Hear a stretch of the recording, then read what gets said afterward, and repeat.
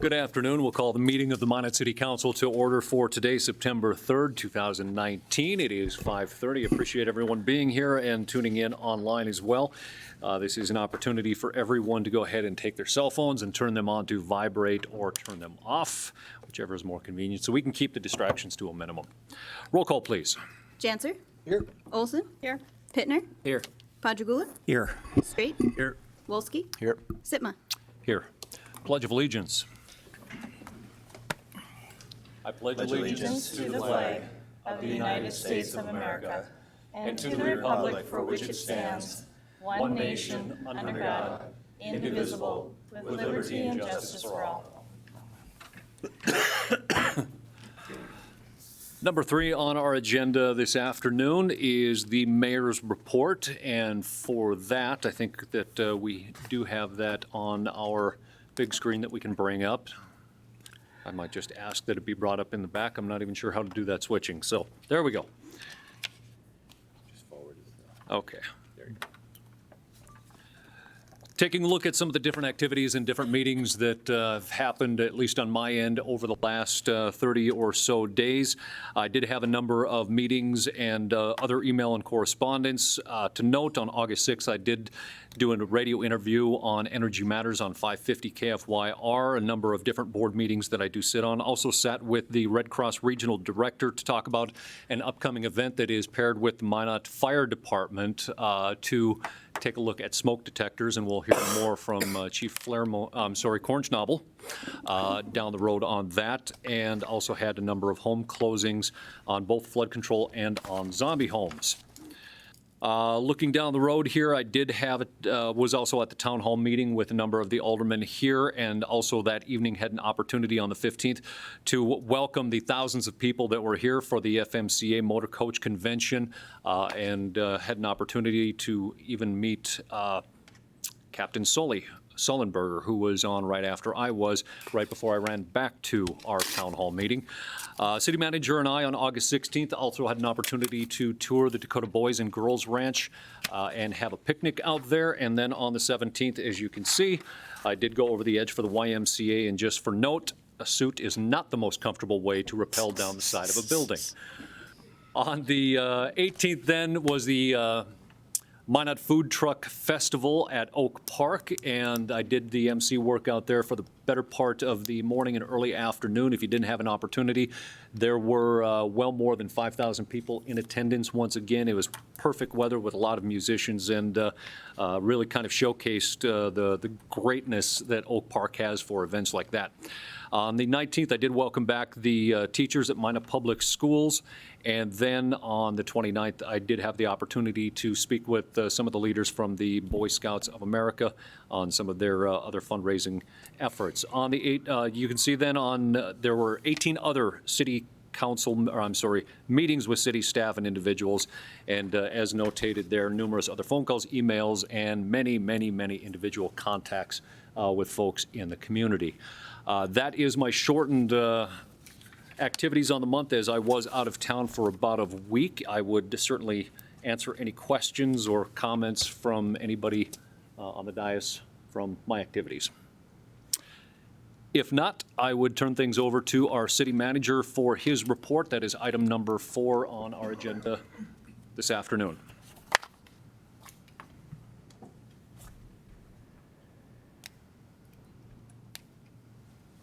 Well, thank you, Mr. Mayor, members of the council. It's my pleasure to bring to you this month's city manager's report. And as we do, we'll jump into important dates. Not too many to keep track of for this month, but a couple important ones nonetheless. On September the 16th, we'll have our next city council meeting. And what's important about that meeting is that that will also be the 2020 budget hearing meeting. So that's where we're asking for those in the community who have input or insights or comments or questions about the budget, certainly come on out. We'll be debating the budget on that evening. Following that week, we'll have the North Dakota League of Cities annual conference in Bismarck. Several of you are registered. If you have not yet registered, please see myself or Tammy. We'll get you registered and make sure you have hotel accommodations for that conference as well. We will have a special city council meeting on September 23rd. That will be the final adoption of the budget. It will be held in this room at 5:30 p.m. course, the Norsk Høstfest will happen that week as well, September 25th through the 28th. And I just wanted to make a quick side note here. The mayor didn't mention this in his report, but the mayor has cordially and warmly invited our friends from our sister city, Cheyenne, to the Høstfest and also to the city to continue the relationship building. We've been informed just recently that about 4 to 6 are currently planning, and there may be several others that will also plan to come over. So that's looking promising at the moment. They're in the middle of their election process, and that election process ends on September the 9th. So I see the mayor has a... City Manager Barry, I just did take an email this afternoon. I have confirmation now of at least 10 Oh, that perfect. are coming from Cheyenne. Excellent. So that's great. And my guess would be that there may be several more as well. Now, that does not count, those are official, so that does not count all of the cultural artists and the musicians and all of the other folks that come all this distance to our community and share their talents and also sleep in hotels and those sorts of things as well. So that's really important. Finally, on September 30th, the Planning Commission will happen in this room at 5:30. There's a lot of construction going on. We get a lot of complaints this time of year. People are about fed up. It's late August, early September. They've endured most of the year. Unfortunately, we do as much as we can, as you all know, because once the snow flies, it's very difficult to construct after that. So there are a lot of things going on in our community, and we're asking a lot of our citizens and traveling public to bear with. So let's talk about a couple of these things. The flood control project, particularly phase 1, in and around the area of 4th and Broadway, that's 75% of the way open, at least that intersection. We're working to finish work in and around that area within the next week or two, and we hope that the entire area associated with that location will be complete, hopefully within this next month or so. The contractor is beginning to move on with underground work in other sections going eastbound on 4th Avenue, and about half the flood walls you've probably noticed are erected at this point in time, and that work will continue, as I mentioned, as long as we can with the construction window, or weather window, that is. New traffic impact is going to be coming, and that will be the intersection in and around 3rd Street and 5th Avenue. That'll be shut down for underground work, as I just mentioned, near the end of this week and early next week. So we'll try to work through that as quickly as we can. There will be detour signs and whatnot available for the traveling public, but just another area to kind of steer away from as work continues in and around the flood control project there.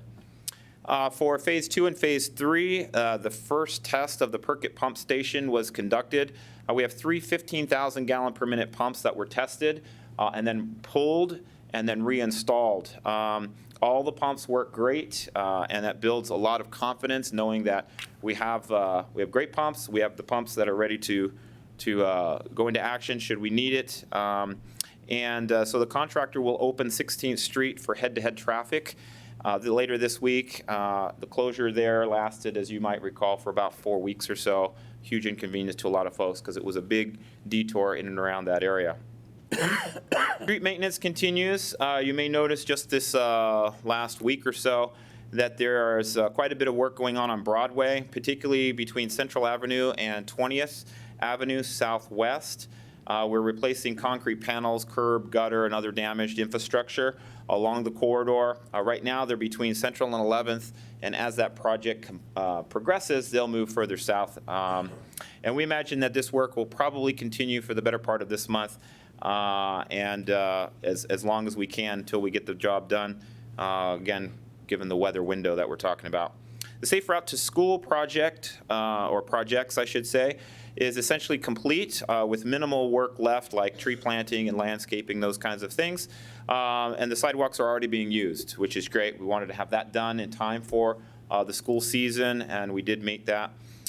There's federal funding on that project at 80%, city funding at 20%. $85,000 was budgeted for 2019, and it's part of a larger program, Safe Routes to School program, managed and administered by the North Dakota Department of Transportation. The Carnegie Center has been under construction quietly for most of this summer and is finally nearing completion. The original bid price was $560,000, and cost to date is pushing about $634,000. That includes the engineering, though. You might recall that we had community facilities funds that were set aside in the tune of $550,000, and then we backfilled the remaining amount with some sales tax reserve funds. Our estimated total cost, we believe, when it's completely done and all the bills are paid for, will be about $595,000. The $634,000 was the adjusted budget that we had, so, and not cost to date. So if you look, the building looks beautiful. Just for those who didn't recall what we were dealing with here, we had a major foundation the compromised on the northwest. The foundation was compromised, and the building began to slough off and separate. That was huge. This building is a historic building for us, and is important to continue to maintain. A lot of events occur inside the building. So they had to essentially dig out underneath the building and replace the foundation, and then put all the brick back on, and it looks phenomenal. So was a great project. Looks amazing. If you haven't had an opportunity to drive by it, it's in great shape. Something we can all be proud of. It's been also some time since we've talked about the parking ramps, so I wanted to touch on a couple of subjects on the parking ramps. First of all, the maintenance activities.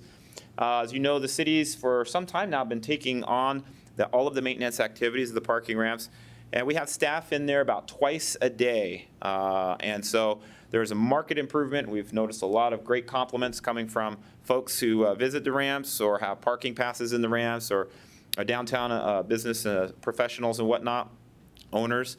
It's something we have to constantly keep up on. They're a large maintenance commitment, but we are keeping up on that, and I think the ramps have never looked better. As you all know, the roof on each ramp is going to be constructed here over the next couple of months. We are attempting to place a temporary roof structure on top. That was approved by you last week or last council meeting. And so we're working with the contractor to implement that. And of course, this is all about protecting the structure. The structure has been without water protection, essentially a roof, ever since it was constructed. And there's quite a bit of damage that's occurring on the podium platform that we're trying to guard against and protect against.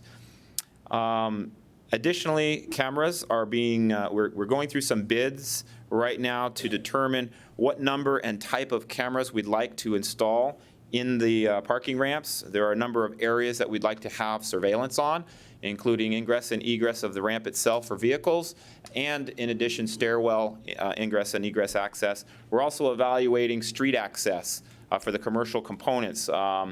And at least at a minimum, we'd like to make sure that there's conduit for that if it was going to be added later. So right now, we're evaluating that work and evaluating bids. That will come back to you for approval at some other point in time. But we have the intention of trying to improve safety and security by adding a surveillance system inside the both parking ramps. Also, we're looking into signage. This would be exterior building signage, large, park here or public parking signs. My preference would be to have them kind of stick out from the side of the building, so that when you ride by, you don't have to look up into the side. They're actually front and center. So we're getting some quotes on that and going to evaluate the costs for that kind of signage. It will be tough on the P2 levels of each garage to put effective signing, because of course you have to go down the alley before you can really kind of see anything. So we're talking about maybe some kind of signage on the corner where the alley is, so that would direct traffic into the P2 garage if that's needed for additional parking spaces. So we'll have more on that for you in the near future. Just wanted to update you quickly on the legal activities. We can't get too specific here, other than to say that we are in the discovery process, as you know, with Cypress. And that process is drug on, I think, a little longer than most would like or have wanted. And so we are deep into that. We have over, I think we're approaching 10,000 documents at this point in time that have been either developed or circulated or studied or all of those things. We are slated for trial next July at this point in time. That was moved from earlier in the year. And of course, that's subject to change as well. So things are ongoing with that particular case at this point. And then we've seen a lot of questions and inquiries about, well, why doesn't the city think about building the city hall on top of the parking garages? Or why doesn't the city think about using the Big M building or the Wells Fargo building? Or why doesn't it do all these other things? And I just wanted to assure the public we are thinking about all of those things. So it's not like we're not thinking about that. We have a lot of things to evaluate, whether it be rehabilitation of existing buildings, construction, and tenant improvements of existing buildings or whatnot. There is a subcommittee that is working slowly on this. As you know, there are a lot of things involved, particularly in repurposing old buildings, especially old buildings that have been difficult to maintain to date. So we're looking at all of those kinds of things. There are no decisions, as you know, on the City Hall project at this point in time. The committee will continue to do its work, gather information, and present that to you for a decision forthcoming in the future. Moving on, the NDR, National Disaster Resiliency Program. We did have an August 15th town hall meeting. That was pretty well attended. There were a lot of good questions, a lot of feedback, and a lot of information that was presented. As was mentioned there, we are ranked 3rd out of all of the grantees in current progress, which is good. We're also considered a model grantee. And the HUD has commonly referred other jurisdictions, both in the NDR program and also in standard CDBG or Community Development Block Grant programs, to the City of Minot for expertise. So that's great. A couple updates here I have for you on the bottom. The gathering space, the negotiation period still continues. Just a reminder for the community, the property negotiating deadline is September 30th of 2019. The family homeless shelter, that project is on track with Lutheran Social Services. It looks to be a very promising and exceptional project. And the property environmental assessment is expected this week, so we're hopeful that that comes out well and that the project can continue going forward. Also, the single-family housing area of the program, the Resilient Homebuyer Program, also known as the GAP Financing Program, is picking up steam. They are marketing young individuals that may have been in school during the flood, for potential home buyer assistance. There's been 20 applications received to date. 3 have been completed, and 2 others we just picked up from the NDR town hall meeting that we had a week or 2 or so ago. So that's promising. There are a couple of task forces that I've developed inside of the city internally. One of them is a recruitment task force. As you know, last year we put our time and effort to studying retention issues with the city and the city staff and workforce, and we did surveys, and we had a number of different meetings on that, and presented an improvement program for you to consider, which you did approve, and we've had remarkable success to date in reducing the turnover and improving retention.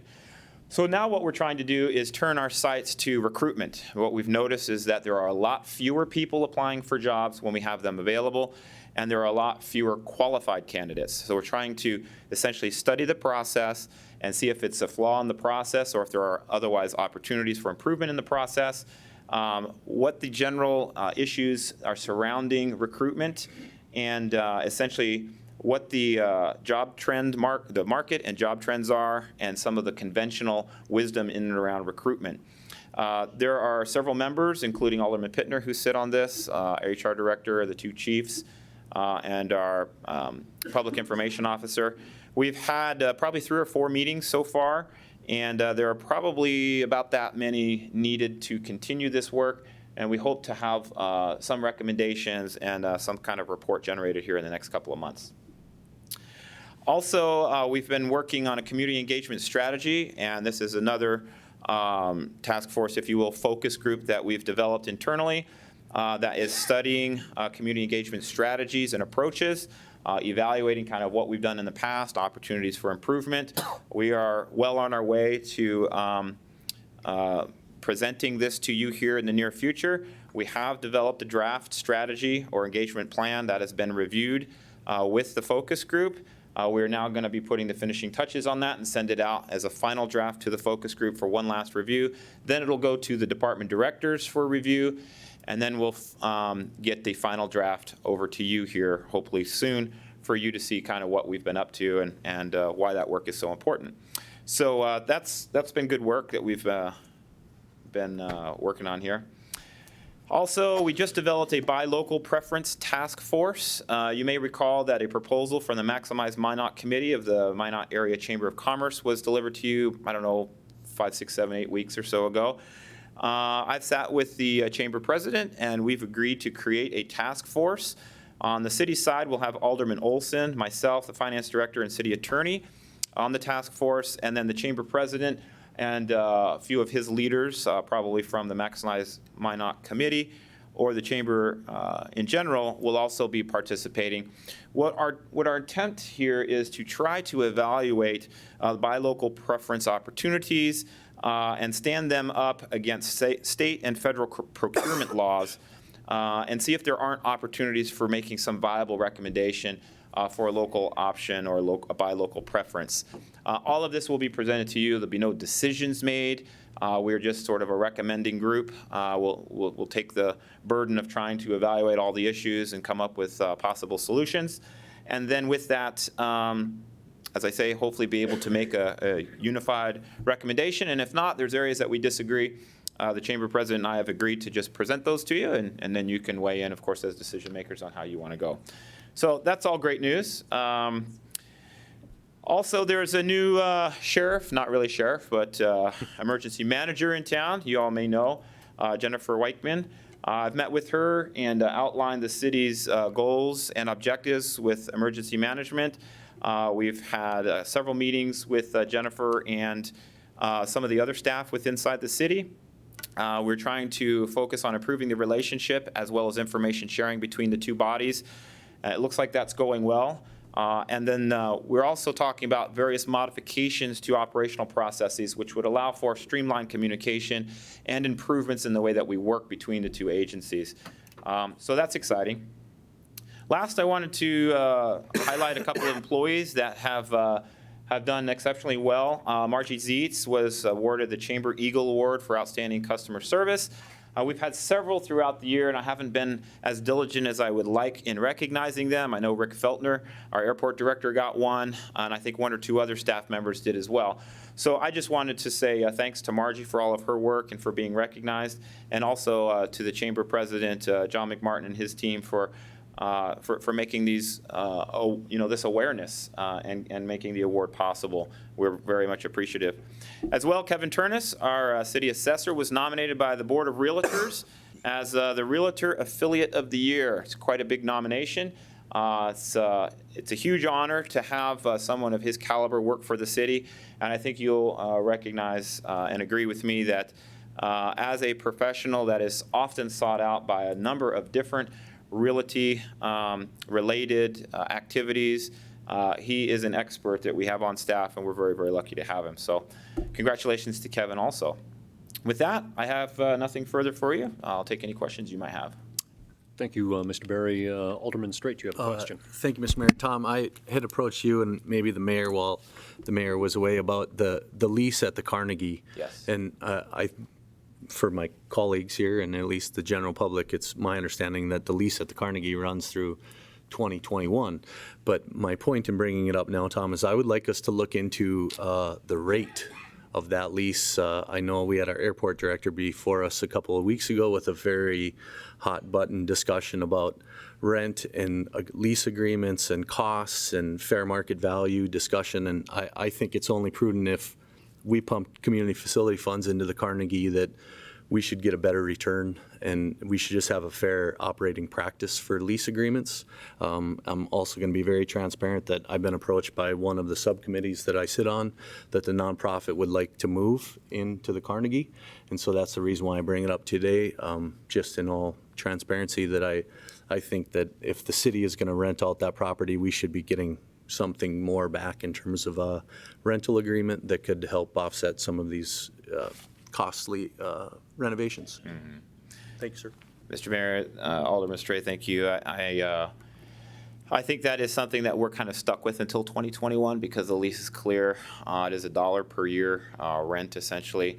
We do own the building. I think most people know that. Also, we own the building. So the investment made into the building was a sound investment, I believe, since we are the owners. And of course, you as a council can decide what you want to do when that lease comes due in 2021, unless, something changes in the interim. So, but thank you very much, and we'll make sure that that's something that's brought forward when the lease does expire. Any further questions for City Manager? Thank you, Tom. Great, thank you. That takes us to number 5 on our agenda, the attorney's report, which was attached and very lengthy. Anything further to add, Kelly? I'd just be happy to answer any questions. Any questions for our city attorney? Thank you, Kelly. That takes us to number 6 on our agenda. This is consider the report of the Planning Commission. I have been asked to pull 6.1, 6.3 individual items from their agenda. That leaves 6.2 and 6.4 if we need any further items pulled. Alderman Janser. Mr. Mayor, I'd move consent on 6.2 and 6.4. Motion to approve by Alderman Janser on 6.2 and 6.4, second by Alderman Pittner. Any discussion on the motion? Any discussion? Again, this is 6.2 and 6.4 that will be passed with the recommendations of the Planning Commission. Kelly, please call the roll. Janser, Yes. Olson, Yes. Pittner, Yes. Pajagula, Yes. Straight, Yes. Wolski, Yes. Sitma. Yes. Motion is approved. 6.1, this is Lot 1 Greenland Edition, the conditional use permit. The recommendation to the City Council adopt a resolution approving a request by the Feral Gas LP for a conditional use permit to construct a propane storage and distribution facility on the site, replacing the existing industrial use. The property is located at 1001 46th Avenue Northeast. Move approval. Motion by Alderman Olson to approve. Second. Second by Alderman Straight. Discussion on the motion. Alderman Walski, you had asked this be pulled. I did, Mayor Sitma, thanks. Brief comment here, kind of attached to a public engagement issue. I noticed in reading the report from the staff report that was provided to the Planning Commission, there was a brief sentence about about some resident concerns that had been presented to the applicant, and the applicant had provided a response. But those particular resident concerns, it was hard to tell where they came from. It was hard to tell what form that they had been offered in. I was appreciative in the report that they had the response had been somewhat outlined, but I think we need to consider a policy, and this is where it gets to the public engagement part, in terms of how the public might comment on a particular item, and then what that response looks like. So right now on this issue, it happened, and I was glad to see that. But I think we need some type of boilerplate or standard practice. We're going to have another agenda item later related to a traffic light in which we all got some public input, but we don't necessarily have a method or manner for responding to that public input. And so I just wanted to bring it up here because I saw it in that report, and I thought this is an area that we need to address in terms of standardizing our practice by which members of the community speak on these particular items and then in some cases see a response. Any further discussion on the motion to approve? All right, seeing none, call the roll, Kelly. Olson, Yes. Pittner, Yes. Pajagula, Yes. Straight, Yes. Wolski, Yes. Sitma, Yes. Janser. Yes. Motion is approved. That takes us to 6.3, the Homeacres Edition, Block 2, Lot 7 and 83, Les Highway. It's recommended to the City Council adopt a resolution to approve a request by Blue on Broadway LLC for consideration of a planned unit development, or PUD, submitted for a mixed-use project containing commercial use on the ground floor and affordable housing on the upper floors, to consider an increase in the proposed density and also the deviation to landscaping and parking requirements. This project, or property rather, is located at 1629 South Broadway, formerly which was the Pepsi buildings.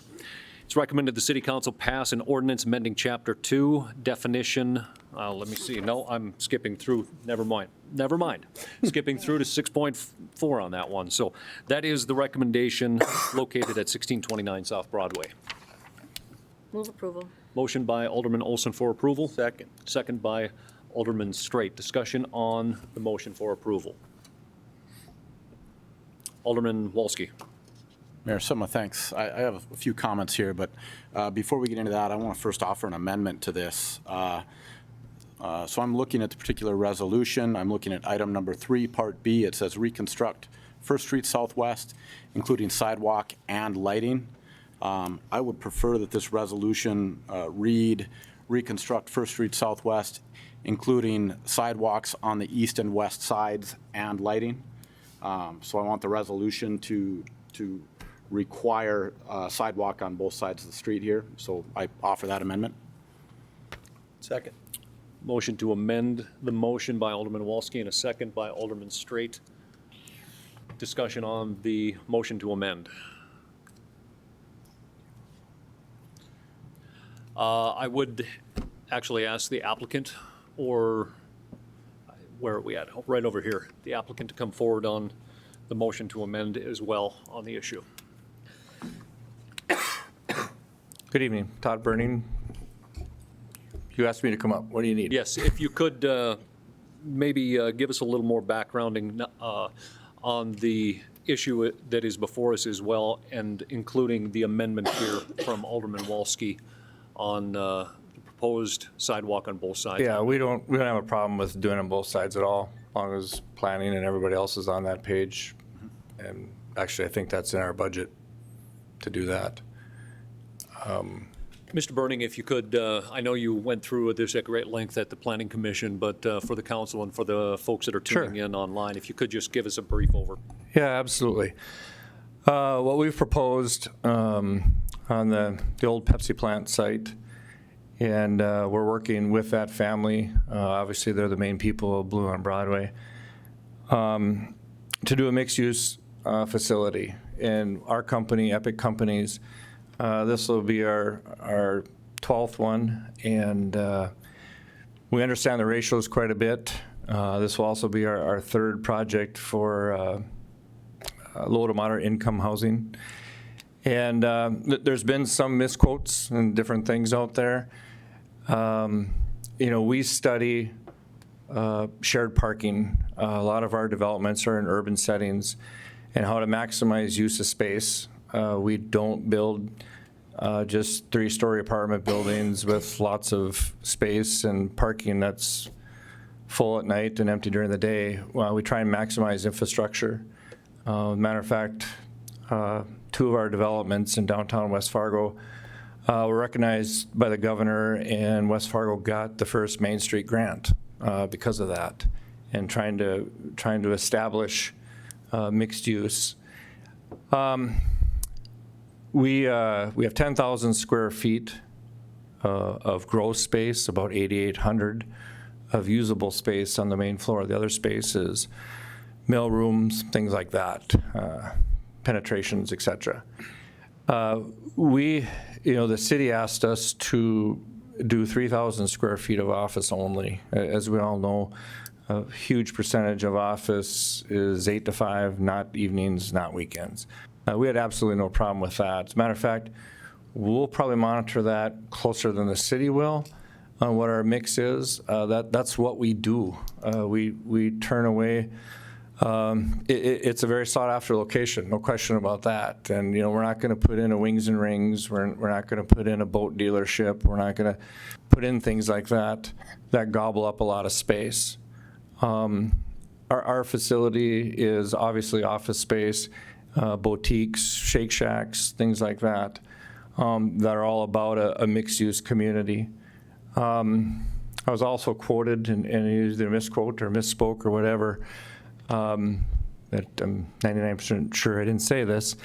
Low to moderate income people don't have cars. That's crazy. Low to moderate income is our workforce, and As the stats show, there's 300 to 600 people, that was quoted in the paper, of people looking for this, and there's not enough federal money. Well, you don't need federal money to live in our facility.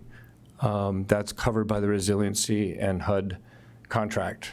We're required to have rates that are affordable as defined by those charts. The reason that the facility scores so well in a mixed-use environment is because of walkability. And we understand that tremendously. We have a brand-new facility, 51 units, 13,000 square feet. It's full, and we have 90 parking spots. And that's not counting the street or anything else. That's on our property. And we don't have claim to all of our parking spots by residents because it's a very walkable community. And when you can place a building on Broadway that is by banking, grocery stores, church, parks, et cetera, that scores real high on walkability, and that's what a new generation's looking for. And we've proven that time and time again as we build these. I think, you know, I also own and part owner of market rate apartments in Minot. I've got 60,000 square feet of commercial space. 2 years ago, we were writing out checks to keep some of those buildings going. They're 50% occupied. Well, now we're in the 90s. There's a turn here, and there's optimism versus protectionism, and we're all about optimism, to be quite honest. We'd like this to be one of many mixed-use buildings coming, and I think there's going to be a real opportunity in the downtown and the perimeters to do some of these projects, whether they're affordable or not affordable. But you got to understand mixed use. And there's no doubt the planning department gets that. It's pounded on them nationally. This saves on specials. It saves on infrastructure. It saves on maintenance. We're just getting to it. You know, it's rolling out of the big cities and coming in the Midwest, and people like it, and it's part of the workforce. You asked me to explain it, so I was talking through it here a little bit. You know, we're offering, as part of our deal, is to work on a development agreement that will take care of First Street, the entire thing. That hasn't been the greatest road. As a matter of fact, when I grew up, it was the alley behind the Pepsi plant, where semis and everything else go back and forth constantly. We want to clean that up. There's talk about we're using the Park District's money to create green space there that's public. That's not it at all. We want to coordinate with the Park District. The ball diamonds, everything falls under that umbrella. And you know, one of my colleagues was at a meeting with the heads and talked about that. That's very common in what we do. We don't want to build a splash pad if there's a splash pad 2 blocks away. So I think, you know, that needs to be cleared out too. That's all on us. And we were asked at planning, are we going to make this space private? And no, we're part of the community. This is community dollars. This is a low to moderate income housing project. We've met the qualifications of HUD.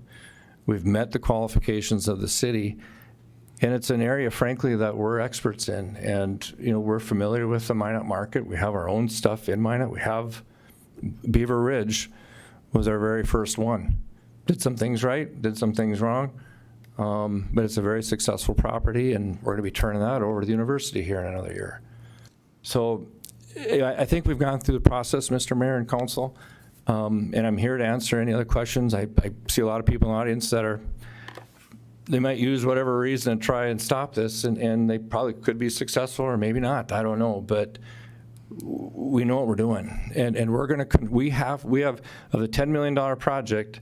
We've got a little over $4 million for resiliency. So think about this. 80% of the square feet is for affordable housing. 20% is for commercial. And of that, over half of it is bank debt and equity by us. So that ratio doesn't make sense if you look at it that way. So we're putting our personal guarantees on the line as well, just like we will with our development agreement. Thank you, Mr. Burning. Yep. Any questions while we have him at the podium. I can come back.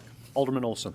Yeah. I don't know if you're the person that can answer this or not, but with the apartment rates, using resiliency dollars, how many years do you have to guarantee those rates? 20 years, you know, and you know, I have, like I said, I have market rate apartments, and they're low. They're not the lowest they've ever been. I mean, apartment rates are going up 3 to 11%, depending on if they're 1 bedrooms to 3 bedrooms, but we're in it for 20 years. So as the economy grows and Minot continues to expand and grow, which I think it is, you know, there's no question about that, we will be where we are. Thank you. Yep. Further questions for Mr. Burning? Alderman Straight. Mr. Mayor, thank you, Mr. Burning. I'm just, for the audience that will want to know the answer to the question, would you have constructed this, sir, if NDR wasn't involved? Absolutely not. No. Thank you. Yep. Further questions for Mr. Burning? Okay. Thank you, sir. Appreciate it. If we have any more, we might call you back. I did see a couple of hands in the air. We do have an amendment here. Let's take some comments here. We'll try to keep them without repeating if we can. I saw a hand up in the air. If you do want to come forward, if you could, your name and address for the record, sir. Mr. Mayor and City Council, I'll keep my comments brief, but my comments are concerning the blue on Broadway. If we could have name and address for the record first. Doug Fau, last name is PFAU, City of Minot, I live. And my comments are, I got a quick poll for all you folks. How many of you have read the Sunday's edition of Minot paper? That's good, because that's an excellent barometer of the feelings of the people in the city of Minot. For those that haven't read it, I do recommend you read that, because there's actually 3 letters in there regarding this subject. There's been, like I said, I'll be brief. There's some fallacy and misbeliefs out there for the need for affordable housing. That's what this project is. The city of Minot currently has approximately 10,000 apartments, of which a little over 1,000 are vacant right now. Of those 1,000 apartments, roughly 85 to 90% currently qualify under affordable housing as dictated by HUD and administered by the Minot Housing Authority. In addition to that, it's the same percentage of the occupied units that also qualified for affordable housing, affordable apartments, since the rapid decline of rents since of October of 2014. I would caution the council about approving this as proposed because it involves 2 variances. Those variances are in effect for good reasons. They involve density and they involve parking. I honestly don't know the author or how much research was done on low to moderate income parking requirements, but I can tell you from, and one more thing I might add, I'm up here on as a spokesman for myself. I don't represent anybody, any other organization or company in the city of Minot.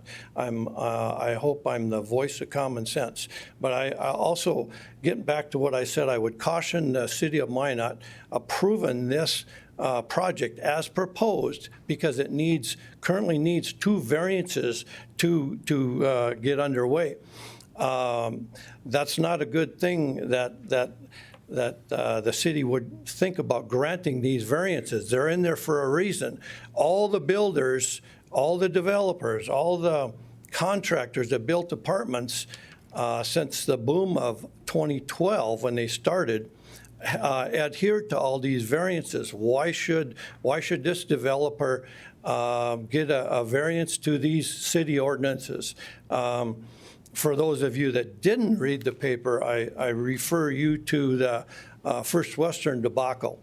And I refer you to many, many negative social posts, and including the paper about your commission that does not reflect the voice of the people. So In addition, in conclusion, I'll say, just because these are federal dollars does not necessitate the spending of these unwisely. So those are my comments. Thank you very much. Mr. Fowle, if I could, you had given out a number of more than 1,000 vacant apartments that are available for the low to moderate income housing. Can you help me understand where you got the numbers? Are those that require the vouchers? Those are. And the current HUD voucher program is $741 for a one-bedroom, and I might be off $1 or $2 on these. It's about $941 for a two-bedroom, and it's, I believe, about $1,400 for a three-bedroom. The majority of the apartments currently in Minot qualify under these amounts. And back to your question, Mayor Sitma, the second quarter report for the Magic City Apartment Association was 7.2.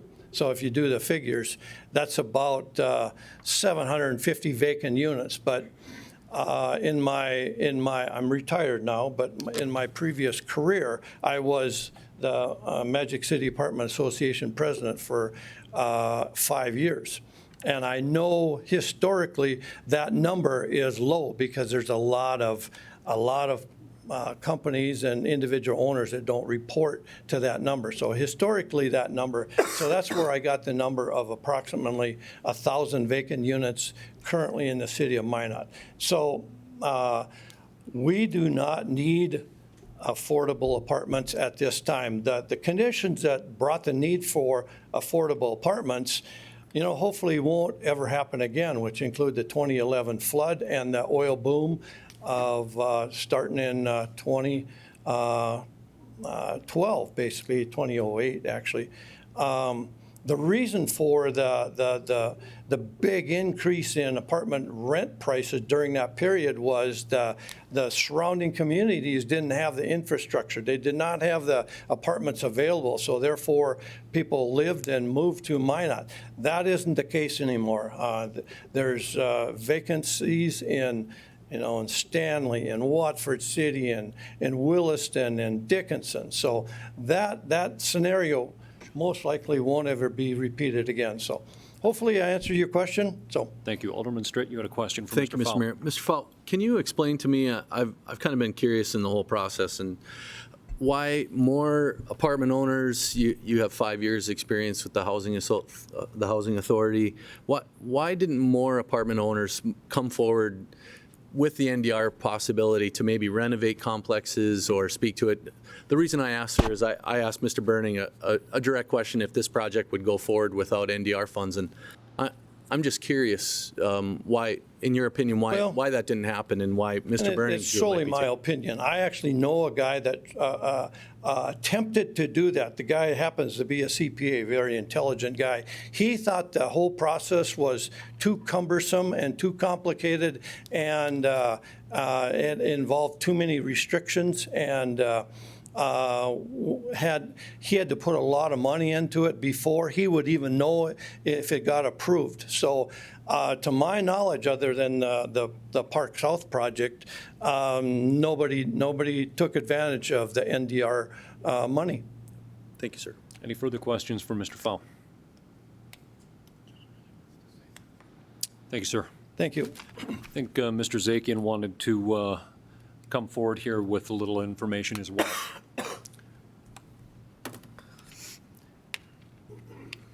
Good evening, Mr. Zakian. Good morning, Mayor. Good morning. Good afternoon. Still afternoon. I did want to correct one statement the previous speaker made about the Housing Choice Voucher Program. The Housing Choice Voucher Program, tenant still has to pay a part of the rent. The figures he gave you is what the federal government will subsidize. So, for instance, for one family, they will subsidize up to $740, but the rent can be $900 or $950. So the tenant pays the difference. And that is why currently, I mean, the question to ask is why, and I've discovered that since I gave you a report about it 2 weeks ago where the list was 200, the waiting list is now 260 on the Housing Choice Voucher Program. And the reason that these residents, mostly families, are not moving into affordable housing in the private sector is because they don't have the money to cover the gap between the Housing Choice Voucher and what they have to subsidize, which is why the NDR projects, including Park South Phase 1, Park South Phase 2, and this one are meeting a critical need. I mean, the question to ask is, if rental is currently affordable for these 260 families, why aren't they taking advantage of it? And that's the answer. I would also point out that last year, or for the current year, there were only 19 or 18, I may be off by one, new Housing Choice vouchers. So against a list of 260, at the most, only 19 got Housing Choice vouchers. That is pretty normal for this point in time. That means we have a significant list of families that'll be waiting a long time to be able to get this type of subsidy for their rent. I just want to make that clear. Thank you, Mr. Zakian. Alderman Walski, you had a question. Yeah, question, John, I appreciate all the background and perspective here. But I do want to, I think, call attention to the fact that we're a little far afield from the specific agenda item that we're dealing with today. But you have, I would assume, an NDR-related funding approval coming to us at some point on this project. Mayor Stemmer, Alderman Walski, that's a great question, because I do want to make it clear that anytime we do a project like this, we keep arm's length, we meaning the NDR piece. So we've had no role in what's before you tonight. There is a requirement on the part of any developer or anyone building housing that they must follow the prescribed process. It's also made clear to the developer or the nonprofit that HUD rules itself does not trump city rules. So what is before you tonight was following the city process. And yes, there will be, probably in 2 council meetings, there will be a developer's agreement for you to review and approve. Any further questions for Mr. Zakian? Follow-up, Mr. Walsh? Just a follow-up comment. I only point that out because I think the larger discussion about the affordable housing and the NDR and the resilience dollars is more appropriate at that time. I feel like tonight we are dealing hopefully more specifically with the details of a zoning and planning request. Further questions for Mr. Zakian? Thank you, John. At this point, we do have an amendment. If we can stay on point with the issue at hand as well, please come forward and name and address for the record. Council members, Mr. Honorable Mayor, my name is Matt Watney, and I'm a housing provider here in Minot, manage rental properties. I'm the owner of IPM Incorporated. I'm also a realtor. And I would suggest that the city oppose this project simply because the city is overbuilt on apartments, both low-income and regular rent apartments. I don't think that we need to build additional low-income apartments using taxpayers' money when we have an overabundance of properties available in the city of Minot. And, you know, the last project that was built was the Willows out in Burlington, 41 units apartment complex. And Dan Madler, who runs Beyond Shelter, who runs that institution Beyond Shelter, said when the Willows project was planned in 2013, Ward County was facing a housing shortage. The development was expected to lease up quickly. When the development opened in May of 2016, however, job loss in the region had drastically decreased demand for housing. Leasing was slow, and more than a year later, 13 units were still available. Those are beautiful townhomes. It just goes to show that we were overbuilt in 2016, and the situation's improved a little bit in Minot, but it hasn't improved a lot. And I would suggest that it would be building additional apartments in Minot using taxpayers' money would just exacerbate the problem of having too many apartments in Minot for the number of people to fill them. Thank you, sir. Mm-hmm. Had one other person that wanted to come forward? If you could, your name and address as well for the record, please. Yeah, My name is Amanda Folden. I'm on the board of directors with the Magic City Apartment Association here in Minot. I just had a couple of things that we wanted to bring to your attention with this building. The density, with the proposed density of nearly double what's allowed on the current city ordinance, this is a significant variance that should not be taken lightly. Lack of adequate parking. According to an article in the Minot Daily News, the developer suggests that the lack of off-street parking can be justified because not all low to moderate income residents have a vehicle. If they do, it's unlikely that the residents will have more than one vehicle. They also state that the issue can be resolved with shared parking concept where the residents can park in spaces at night of the commercial businesses and can use that of commercial businesses that use them during the day. We'd like to urge the city to question these proposed solutions before making any assumptions. We had within the last year and a half, we've been at about a 9.5% vacancy rate. I do have numbers for all of them, but we just wanted you to consider these as well. Thank you. Thank you.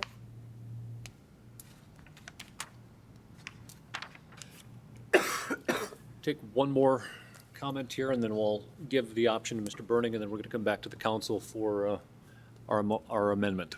Thank you. I'll try to be brief. Council, Mayor Sitma. My name is Darwin Langseth. I live in Minot. I've born and raised here. Managed real estate in Minot for 30 years now and involved in real estate before that. But I'm against this because of the density issue.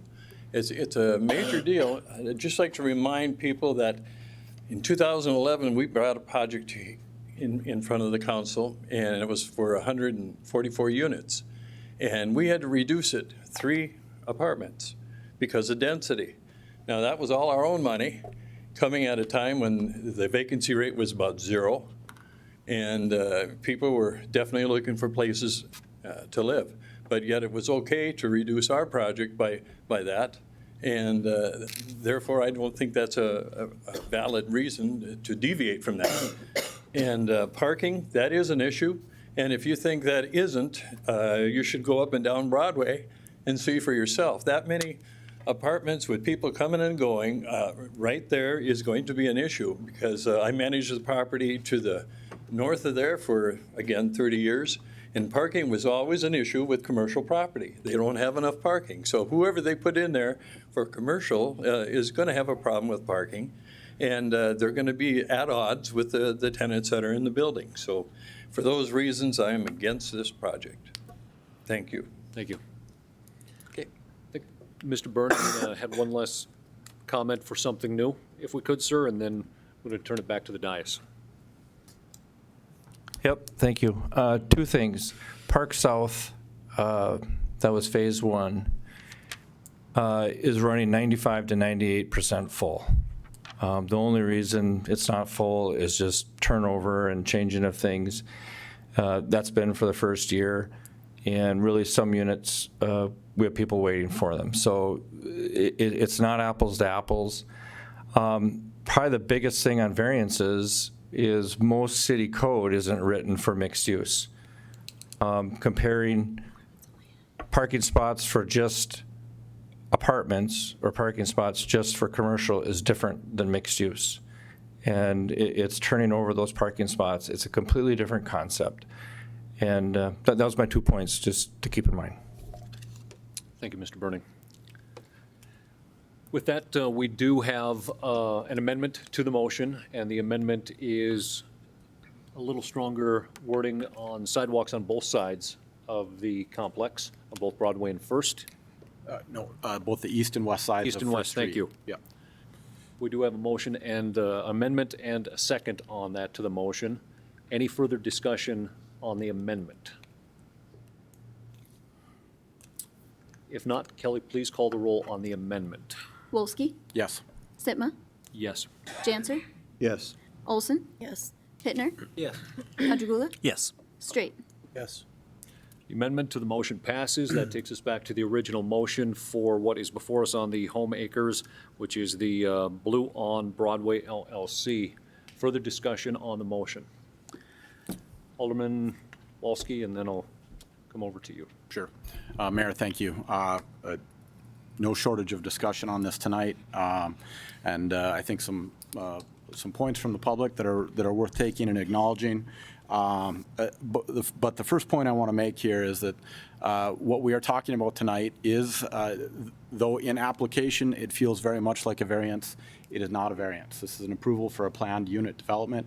The purpose of this particular zoning classification is specifically to provide for flexibility within the code so that we, the public, get some things back in return. From a planned unit development perspective, I think this is a good project. I think it meets the spirit of what that is built for, and so I think it's important to clarify that because we aren't actually talking about variances. With that, Mr. Burning, I think you've developed a great project. I appreciate it. With regards to the concerns that the public has brought forward with, in terms of density and in terms of the parking requirements, I view both of these particular issues as barriers in our current ordinance that increase the cost of development, they increase the affordability or decrease the affordability of housing, and they reduce the return to taxpayers on infrastructure investment. In other words, this current laws, these barriers are reasons that our property taxes are higher than we want them to be. This is a root cause. And so not only do I support the item tonight, but I also support changing our laws to reduce the amount of parking we require in these types of developments, to reconsider our variance or our density requirements. And these are conversations that are ongoing at the Planning and Zoning Steering Committee work. We are just getting to some of these things in the next few months. So if you have strong opinions on things like parking requirements, please come be a part of that process. I get that folks are unhappy that they have had to invest and spend more dollars on these types of developments in the past to provide parking or to meet certain density requirements. But from my perspective, I think I've identified that these are a problem that are a part of our past that I would like to fix. And so I don't want to let what we have done in the past be a reason for not making a good step forward, identifying our past mistakes and changing. So I appreciate you all indulging that comment. I am going to be supportive of this particular planning and zoning item, but I do expect another round of discussion when we get to the NDR and the funding aspect. Alderman Janser, you had your hand up too. I guess, yeah, thank you, Mr. Mayor. I guess I'd be interested in hearing from our principal planner and with regard to the variance issue, because I think that is a little bit of a key to this. This is a different kind of a construction than we've had other than maybe Beaver Ridge. And so I guess I'd like to hear from Lance kind of what your take is on that aspect of it. Good evening, Mr. Lang. Yes, sir. Good evening, Alderman Janser, Mayor Sitba. Alderman Walski was right on target with this, I think. This is a planned unit development, and it's designed as a zoning vehicle to allow some flexibility in how the codes are applied. So in this case, to encourage 100% low and moderate income housing, along with the mixed-use commercial and the mixed-use turnover and parking that the developer described, this is a vehicle through the PUD that makes that possible. So it's not a variance. Variances are based on hardships.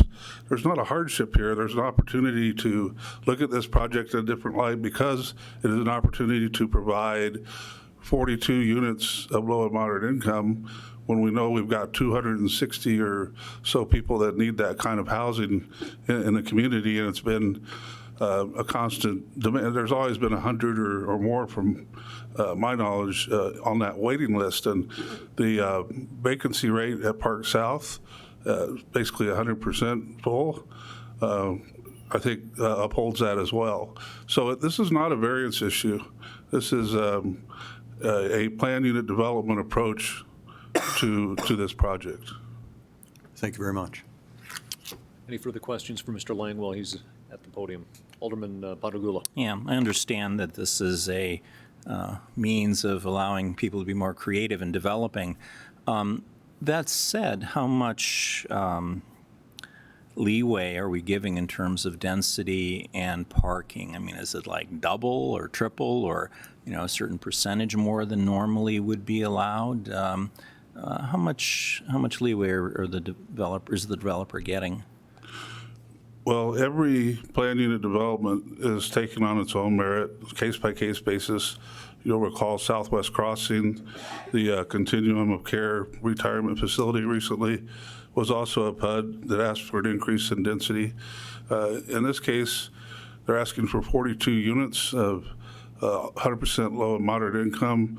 35 of those units are, I'm sorry, 32 of those units are studio or one bedroom, and 10 are two bedrooms. So when we start looking at the parking ratio, it would seem to be reasonable that the studio and one bedroom would perhaps have only one car. I don't know that that's an absolute. Might have two cars, might not have any cars, but it is a walkable environment, as was pointed out, with services and employment and shopping and other things in close proximity compared to being on the outskirts of the community where that wouldn't be available. In terms of the density, even with the commitments that are being made with the potential grant funding and the developers team, their money, they're committing to a 20-year low-income fixed rate. I don't know how the numbers work to make it cash flow. So to say, well, the parking's an issue, we should reduce the density, I don't know what that magic number is, because at some point the density becomes too low to really support what they're trying to do. And without being privy to that mathematics, I guess, I really couldn't say that really the absolute limit should be this or should be that. What they proposed is what they proposed. Staff has worked through with them with our DRT process and also several phone conversations to talk about how to maximize parking on the site. We've actually kind of added 18 spaces from where we started out with in terms of making the site more efficient as much as we could, but it's only so big, and I'm assuming they need the density they're asking for to make this project work for the NDR grant money. So I guess it might be more of a question for the developer, if the density is going to be reduced, then how much could it be reduced? I don't know that. Is that the questions that you? I think so. So it basically is not a huge change from what otherwise would be allowed. Well, that's significant change in what is allowed, but again, the PUD allows you to consider the benefit of having this affordable housing project with a different approach to the parking with the mixed use and a reduced amount of parking. Currently, the code requires 2 spaces for each living unit for apartments, regardless of whether they're 1 bedroom, 2 bedroom, 3 bedroom, plus another 0.25 or quarter space for visitors. So that's pretty high numbers, I think, for studio and 1 bedroom apartments, but probably not unreasonable for 2 bedrooms. So, and most of the units are one in studios, and only 10 of the units are 2 bedroom. So these are the things we talked about at the staff level. At staff level, we don't approve the project, you do, but we're trying to work through these issues so we could present them as a package deal, and I think the developer did a nice job of explaining kind of the concept behind mixed-use development, the advantages to it, and then the need for the low and moderate income housing in the community. Thank you. Any further questions for Mr. Lang? Alderman Pittner. Thank you, Mayor. Lance, just maybe to clarify this, your comments, how many parking spaces would be required if no variances were granted for this unit, for this project? Putting you on the spot. Yeah, you're going to put me on the spot because we've gone over and over these numbers so much to try and maximize what we can do. I guess maybe to clarify it, how many spaces are they short of making it work? How many spaces are we granting them? 50 some, is it roughly? Spaces that we're short? No, I don't think it's that high. So we're at 80. They're providing 80 spaces currently. So they have 24 underground, and underground under the commercial. But it seems to me like it was at 95, was it 95 that we calculated that according to our code? So they'd be 15 spaces short. And that mostly relates back to the 10 two-bedrooms. If the code requires 2 spaces per unit, then, that'd be 20 spaces. And Yep. Any further questions for Mr. Lang? Thank you, Lance. Appreciate it. Thank you. Further questions on the motion that is before us? I'm going to weigh in myself on this one, seeing as it has certainly garnered quite a bit of interest from the community and from others. I really hearken back to one of the economic development meetings that we sat in on the Main Street Initiative about a year and a half ago down in Bismarck.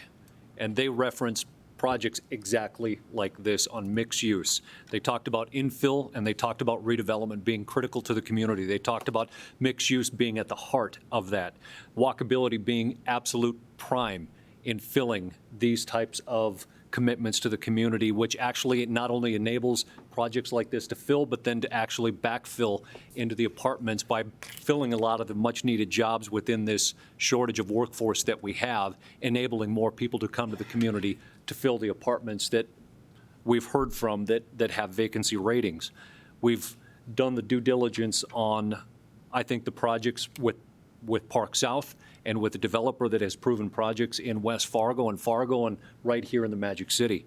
I look at this as a break from what I would like to call business as usual and what we've seen in a lot of our other projects, and heading in the direction that some of the best in the industry around the country have pointed to as being a component that we need to look towards in the future for a lot of the upcoming generations that have a different mindset than we do when it comes to the vehicle usage, when it comes to having a place that has more access for walking than it does for commuting.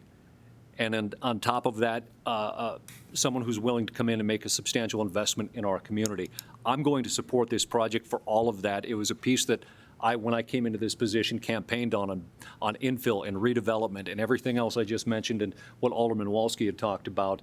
I look at this as a great piece that we can, I think, use either as an example that it's working in Minot or that it's not. And it is going to be up to Mr. Burning and to his folks to prove that it's either working or it's not. Alderman Pittner. Thank you, Mayor. I just wanted to weigh my thoughts in a little bit. Excuse me. I think this is a good project. I think there is possible need for this in Minot. I still have some reservations about maybe how the project is presented with some of the variances, the location, open to the public, splash pads, people parking across Broadway, trying to cross Broadway. There's just some reservations I still have on the project. I don't know if I'm all the way there. But like I say, then when we look at other developers that we've had in mind, I think to Alderman Wolski's comments, I think we need to look at changing our laws. I think we need to look at changing it for everybody, not just out of state or local vendors, but everybody. And that's where, like I say, I just want to be careful with a precedent that is set with such a maybe a drastic variance or two that we see in front of us, that, like I say, we don't take it lightly, and we make sure that we stay consistent with what we're doing in the city of Minot, and we're not just, and we're taking these case by case, but like I say, we need to find what works and move forward with that. So just wanted to share some comments. Further discussion, Alderman Straight. Thank you, Mr. Mayor. I'm always mindful when I sit up here of what I'm going to say in relation to how I lead my personal life, and I'll be very transparent that I have apartments sitting vacant. But I'm absolutely supportive of this for everything that you passionately spoke about, sir. I had the privilege of going through West Fargo over the weekend. I saw some of the projects there. And maybe really what we just have to recognize is this is the changing of the times, perhaps. Maybe it was long overdue. To Mr. Burning's answer is this probably wouldn't happen without NDR. And I had the privilege of a tour by Mr. Lance Meyer last week, and as we talked and looked at apartments on the periphery of town that were approved over the last number of years, You know, we had to develop the infrastructure. We have to take and maintain, and the public is upset about us and having to deal with property taxes, but that's really what this is about. And the infill that has to be developed and redeveloped over time is going to be a challenge moving forward. That's why we haven't had new apartments come aboard. That's why I'm supportive of this tonight. And maybe it's just that reckoning of where we've gotten where, you know, we're not going to go build massive apartment complexes on the periphery of town because it's cheap anymore. And maybe that's been easy in the past, but it's going to take more creativity to redevelop Minot in a way that appeals to the younger generation that wants to live here, that wants things like the gathering space, because that's what the public is wanting. And as I looked at the NDR handout given to us tonight in regards to the bottom of affordable housing, the vacancy rate for affordable senior housing in Minot is 0% with a growing waiting list. You know, I think in terms of folks that might not be driving who want amenities, this seems to be a project maybe teed up perfectly for some of them. And I think it's important that folks that are maybe on fixed income have new amenities and new housing, and maybe that's why Park South and this project I ultimately believe will be filled. So I'm very supportive of this, sir, and I hope everybody is. Further discussion on the motion? Further discussion? Kelly, please call the roll. The motion is to approve. Olson? Yes. Pittner? No. Pajagula? Yes. Straight? Yes. Wolski? Yes. Sitma? Yes. Janser? Yes. Motion is approved. That takes us through the remaining items of the Planning Commission. Up to number 7 on our agenda is the consent items. I have been asked to pull 7.6 and 7.9. We do have 7.1 through 7.5, 7.7, and 7.8 remaining within the consent. Move consent on the remaining items. Second. Motion to approve by Alderman Pittner, second by Alderman Janser. Any other items within the consent from the aldermen that want pulled? Any discussion on the motion? Any discussion? Kelly, please call the roll. Pittner? Yes. Pajagula? Yes. Straight? Yes. Wolski? Yes. Sitma? Yes. Janser? Yes. Olson? Yes. Motion is approved. 7.6 is the retail liquor and beer license amendment, Broadway Liquors LLC. In 2017, First International Bank and Trust security interest involved financing of a liquor license purchase for Broadway Liquor LLC operating as Broadway Liquor. It was brought to light in a recent audit by the loan by First International Bank and Trust that they did not have a perfected security interest. This license amendment will correct the citation found in their audit. The recommendation is full city council approve the amendment to the retail liquor and beer license held by Broadway Liquor LLC to include the First International Bank and Trust listed as a security interest on that license. So moved. Second. Motion by Alderman Janser, second by Alderman Pittner. Discussion on the motion. Alderman Walski, you would ask that this be pulled. I did. I bring this up as an example of why I think the defeasible property clause in our current liquor license ordinance needs to be updated and addressed.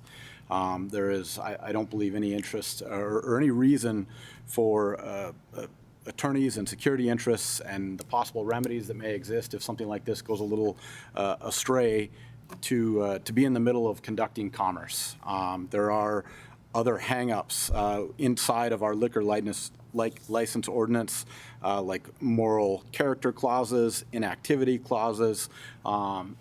These become infinitely more complicated when we have this defeasible property or this in property right element that exists that we have attached to liquor licenses.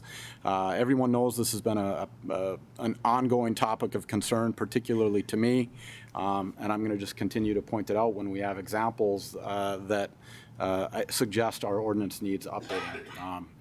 I think in light of the coming census too, it's much wiser for us to approach changes to our current licensing system on the front end so we do not put a number of new licenses, which are inevitable as a result of the population increase, into this same category of licenses. So the clock is ticking on that 20 probably 2021 issuance of new licenses after the Census Bureau. So I think the time is right to start talking about some of these issues again. So our framework moving forward is the best one possible as opposed to the one we've had for the last many years. Further discussion on the motion? Any further discussion? Please call the roll. Janser, Yes. Olson, Yes. Pittner, Yes. Padragula, Yes. Straight, Yes. Wolski, Yes. Sitma. Yes, motion is approved. 7.9 on our agenda is the City Council approved no-cost amendment number 4 to the agreement with CDM Smith Incorporated. The agreement with CDM Smith periodically needs to be changed to reflect the adjustments in the work scope based on the new needs or unanticipated changes in needs. The two changes in scope are to update a previously completed affordable housing supply and demand study from 2017, and with our waiver approval, add relocation of City Hall support services. The amendment also extends the termination to the termination date of December 31st of 2021 from the current June 30th of 2020, further locking into the current contract cap. It's requested that City Council approve the no-cost amendment number 4 to the CDBG NDR project delivery agreement with CDM Smith with the scope amendment and the contract extension to December 31 of 2021. So moved. Motion by Alderman Pittner, second by Alderman Wolski. Alderman Wolski, you had asked that this be pulled. I did, Mayor Sitma. I have 3 questions. I assume they'll be for Mr. Zakian.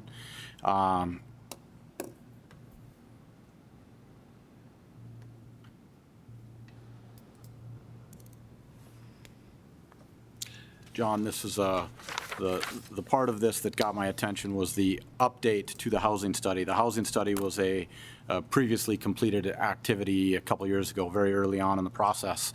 My question is, how much did we spend on that and earmark toward it originally? How much are we going to be spending to update our housing study? And where will those dollars come from inside of the NDR activities? Mayor Sitma, Alderman Wolski, very good questions. I'm going from memory, but I can tell you it's an actual budgeted item under the planning portion of the NDR grant. My recollection is that the original allocation is $300,000. This will be a very modest update, and it's going to kind of confirm and reflect what we have been talking about tonight and for the past 4 or 5 months. It just needs to be refreshed a little bit. It will not add any cost. It will be part of their services. It will be charged to the planning portion of the budget, so it's not going to take any money out of any activities. Continue. Just want to confirm, John, that it isn't going to take money out of any other planning activities. That's correct. Okay. Any further questions for Mr. Zakian? Thank you, John. Further discussion on the motion? Any further discussion? Please call the roll. Pittner, Yes. Padragula, Yes. Straight, Yes. Wolski, Yes. Sitma, Yes. Janser, Yes. Olson. Yes. Motion is approved. That is the wrap on our consent items. To number 8 now, our action items. We have a number of actionable items before us, 5 of them.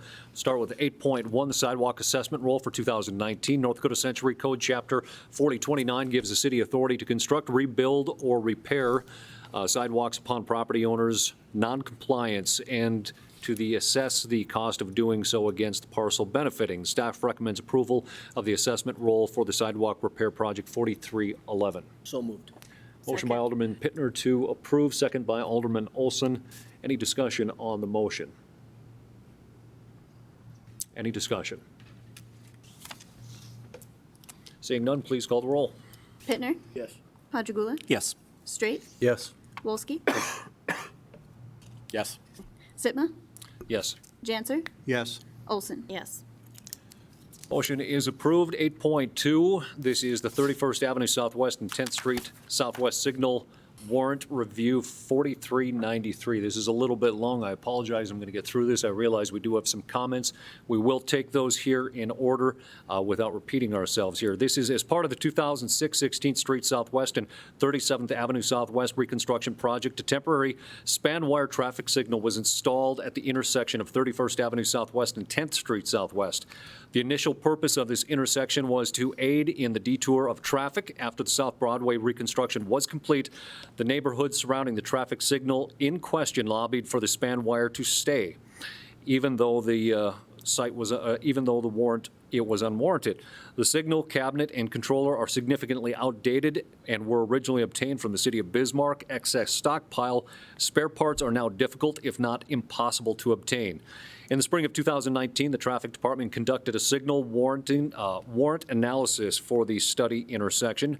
Based on the existing traffic volumes, the intersection of 31st Avenue Southwest and 10th Street Southwest did not meet the traffic signal warrants. Furthermore, the intersection is not anticipated to meet the signal warrants within the next 5 years. The two recommendations to the City Council to approve the removal of the span wire traffic signal at the intersection and recommend the City Council approve an ordinance modifying the 31st Avenue Southwest and 10th Street Southwest intersection from signal control to a two-way stop control, with 10th Street Southwest being the stop streets and 31st Avenue being the free street. Looking for a motion. So moved. Motion to approve by Alderman Pittner, Second. second by Alderman Olson. Discussion. Alderman Wolski. Mayor Sitma, before we get too much into discussion and hear from the public, is there a way for us to make a standing policy that when we put in temporary stoplights for a construction project, that we, as a matter of policy or practice, take them back out again? I feel like this is the second or third one of these that we have addressed.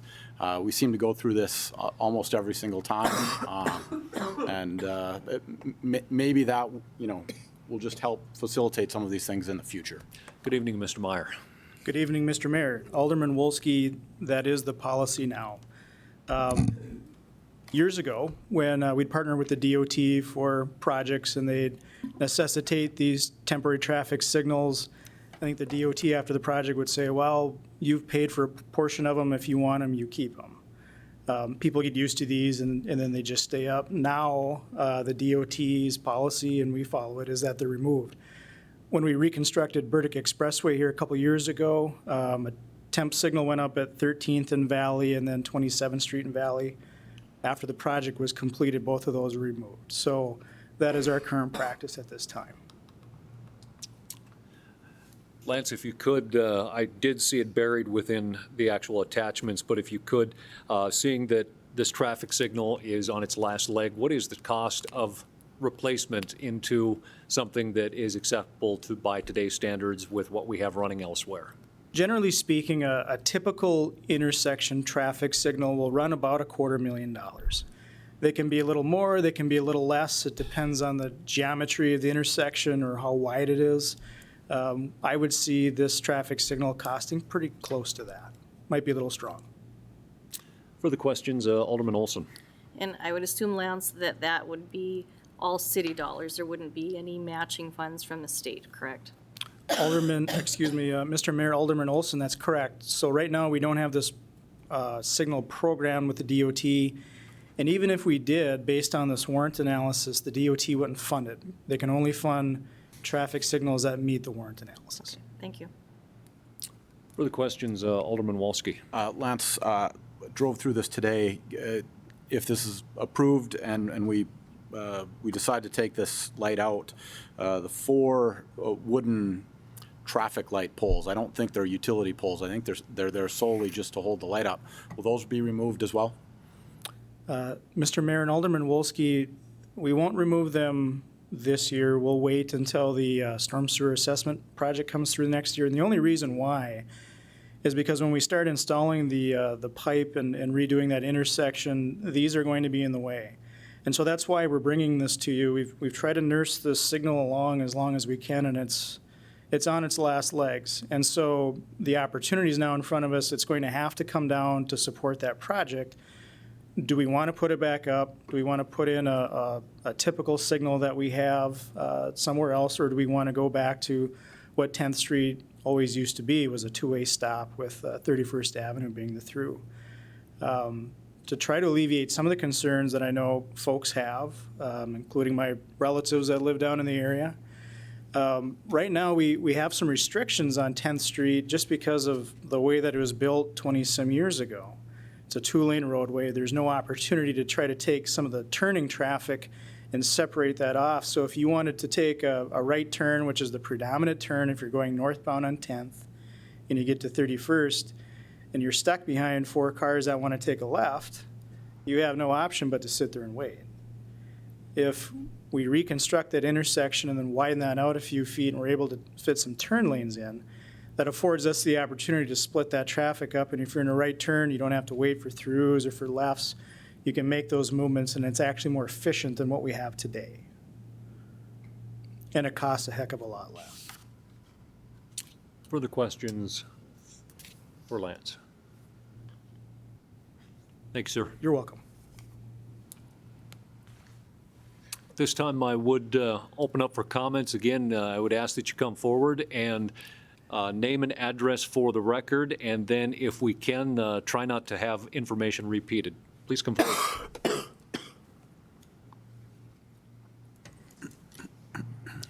And if we could keep comments at a couple of minutes and not too terribly much longer. You're anxious to go home, huh? We can sit here all night otherwise. Name and address, please, sir. James Bolstead, 532nd Avenue Southwest. I'm here to talk about the traffic signal at 10th Street and 31st Avenue Southwest. I have written down some items that I want to cover, so I'm going to read these to you.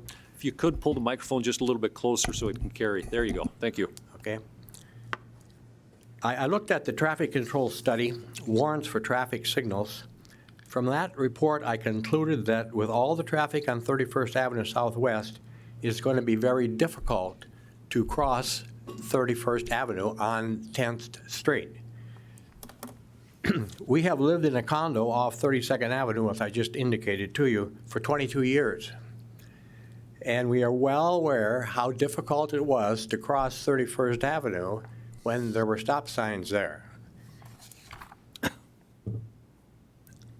What a great relief it was when the traffic signal lights were installed. We were very happy with that. Now, you are suggesting that we return to an archaic method of getting across 31st Avenue. In my opinion, that isn't positive progress.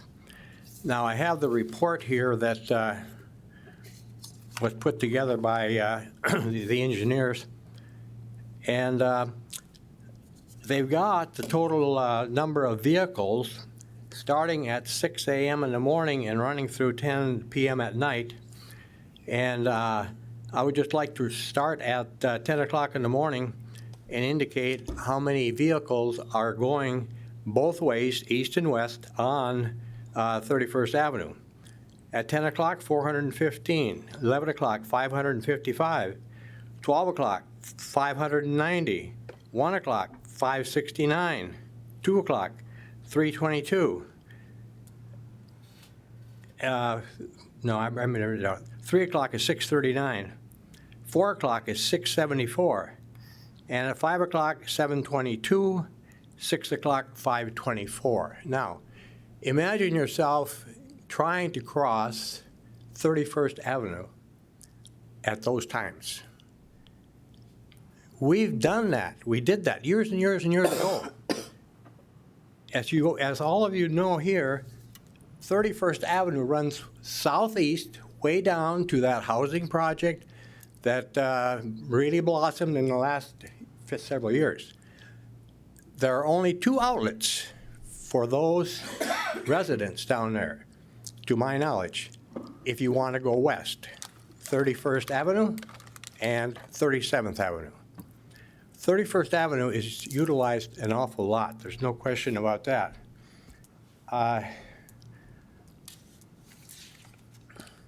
With that in mind, a lot of traffic is going to be coming from that area, and they are going to be going to the mall, businesses around the mall, banks, and to all the businesses that were built just to the west of 16th Street. You know, our city has grown a lot, and people want to get to where they're going in a minimum amount of time. Since the traffic signal at the previously mentioned intersection is outdated, it's difficult to get parts, I've been told, and the traffic engineer has indicated in his report that much time has been spent in maintaining the traffic signal. Perhaps it is time for installing a permanent traffic signal at that location. We heard what it would cost. Yes, it's going to be expensive, but can you imagine being on 10th Street trying to get across 31st Avenue at the times that I read? You could sit there for a long, long time. You know, I'm concerned about this because we went through the stop signs for a long period of time. If you don't live in that particular area, or if you never go on that particular route, you don't know how much traffic there is there. So I'd really like, you know, you to take a very close look at that situation. And let's see here.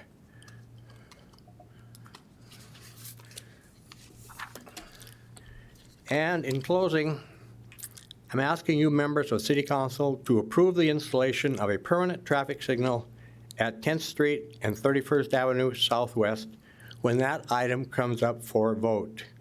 It is definitely needed because of all the traffic on 31st.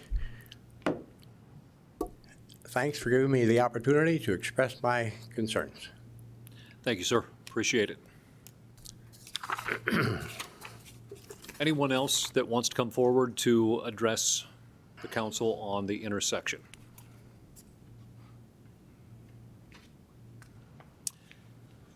If not, I would look back to the Alderman, council here for any further discussion on the issue. Alderman Patrugula.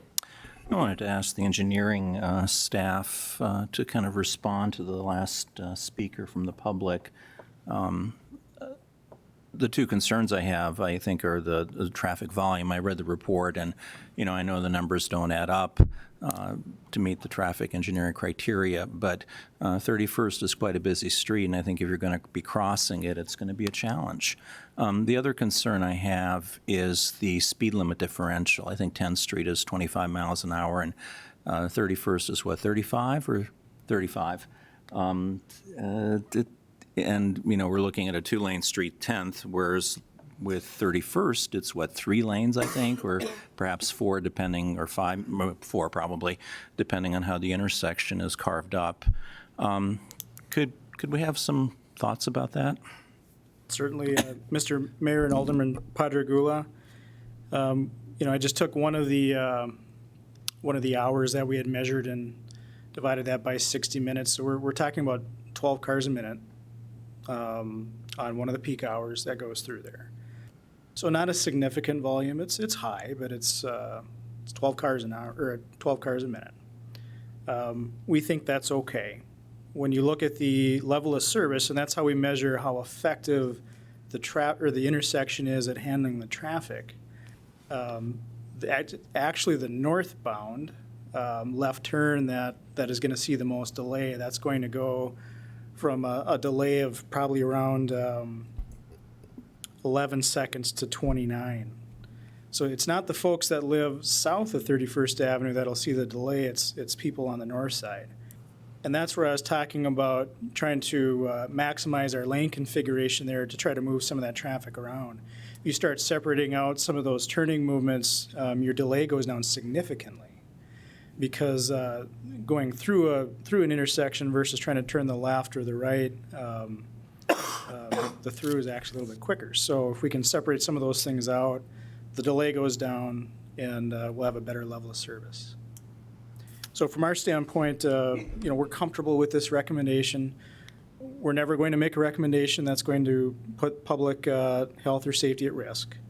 No matter which alternative we choose, accidents are still going to happen at that intersection. It's unavoidable. So keep that in mind. This is not an end-all, be-all for accidents. But we feel that this is a very safe alternative, and it's more cost-effective than a new signal, which then, of course, includes maintenance, ongoing maintenance for that. Continue, Alderman Patagula. All right. And it sounds like we're going to be making some improvements to that intersection when 10th Street gets redone. I'm wondering about the option maybe of keeping the light until the construction starts. Construction will start, what, next spring, hopefully? And then when we reconfigure the intersection, there probably won't be as much need for a light at that point. What would your thoughts be about that as a potential compromise of keeping it the way it is now until we reconfigure the intersection and make traffic flow easier? Mr. Mayor and Alderman Padragula, within the memo, our recommendation when we take a signal offline is we put the signal in flash for a period of a few months. So in this case, 31st Avenue would have a yellow flash. And then 10th Street would have a red flash, meaning they would have to stop. We put up temporary stop signs. And then we'd monitor that intersection to see what the actual delays are. We have traffic counting cameras now that actually take video, so we can see what the delays actually are. We can calculate that out and see if we're having any issues. Because, you know, there wouldn't be any issue with waiting until next spring when that project comes through to take the traffic signal down. At some point, we just make it go dark. So if we wanted to run it out a few more months, I don't think that's a problem. From our standpoint, as long as the signal controller doesn't fail, because that's what we're up against, we can't find the parts for it, we'd be okay. Further questions for Mr. Meyer? Alderman Straight. Thank you, Mr. Mayor. Lance, is it, forgive my ignorance, is it unrealistic that I just spaced the thought. Roundabout, there, it comes back to me, that we could put a roundabout in there. Mr. Mayor, Alderman Straight, it's technically feasible. We'd probably need a little bit more right away. My suggestion would be to see how our first one goes before we start to sprinkle these through town. Our public works folks need to get used to plowing them, and I'm concerned about Dan's heart, so we'll just take one at a time maybe for a little bit. Well stated. Thanks, Lance. Thank you, Alderman Straight. Any further questions for Mr. Meyer? Alderman Wolski. Just a couple follow-ups here, Lance. There is some pretty significant changes going on in this general part of town. We got the big improvement on 31st on the east side of Broadway. We also have the Trinity complex that's coming back in. Yeah. We make this change. How often are we paying attention and doing a sort of an in-depth traffic study to determine whether the circumstances change and a light is appropriate in the future? Mr. Mayor, Alderman Wolski, good question. Most of these temporary traffic signals that we have around town, we do check in on them frequently just because at some point something is going to happen to one of them. We're not going to have the parts or the availability to fix it, and we're going to need to come into you and make a recommendation. So this particular intersection we reviewed back in 2016, and the results were the exact same. We need about a 50% increase in traffic volume to make this signal start hitting the warrants. That's a big lift. The Trinity development itself probably won't change the game for this signal. Most of that traffic is going to come on 37th Avenue and 16th Street. However, as other things start to develop along that 31st Avenue corridor as it extends to the west, that's where we'll probably see some back and forth between Broadway, 16th, and then eventually to 30th Street start to impact this signal. So in the future, we can keep an eye on that. And if a condition would change, it's merely coming back to City Council and saying we should program an improvement and put that in our CIP. Further questions for our engineer? Thank you again, Lance. You're welcome. Further discussion on the motion? Alderman Straight. Thank you, Mr. Mayor. I appreciated Mr. Meyer giving me the tour last week, and I can see all the engineering points, much like I could see all the engineering points on 3rd Street and University when I opposed that, much like on Burdick when I opposed that. I find it's a thread now that I'm starting to oppose the removal of traffic signals, in part because as we heard in the earlier discussion, that people want walkability, people want to be able to bike. Increasingly, we have more and more people on their phones. I recognize it's a cost, but to Mr. Bolsted's point, and Mr. Wolski's point, I think the future development, I'm going to vote no tonight, not just for the standpoint that I think we don't always have to go so fast.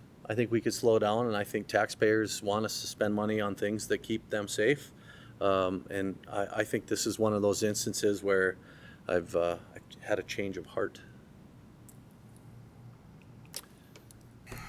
Alderman Straight, I would likely agree with you on many points on that one, with the exception is there's such limited walking paths and other limitation factors there because of variances that were given in the past. There's hardly sidewalks down in those neck of the woods because of development variances that were given at some point down the road when Southwest Minot and Southeast Minot developed.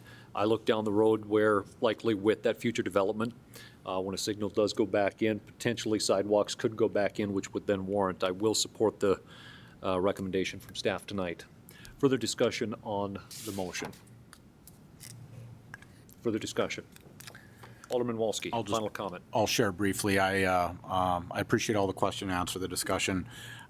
I also oppose the 3rd Street changeover, and since we've done that, I found that intersection to work just fine. So I had some initial concerns on these types of projects, but I think the traffic study over there proved out to be accurate, and I trust that it will be this time as well.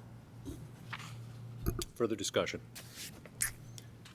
Alderman Patagula. I'm tempted to offer an amendment in terms of retaining the light until the intersection is reconfigured. I'm drawn both directions on this one, and I certainly respect the data and the professional opinions of our traffic engineers. But I think one of the differences between the other two lights is that the traffic was going the same speed. And I think when you're looking at that differential, I think people are going to be crossing that intersection and going to be inconvenienced. And I think I think if we have dedicated right turn lanes, I think that's a compromise I'm comfortable with. I'd be willing to pull the light at that point. But at this point, I just don't, from a layperson's perspective, just driving through there and listening to people who live there and who have, daily familiarity with that intersection, I'm just not comfortable pulling it out yet. And I know that, the fates may decide this for us when the controller stops working.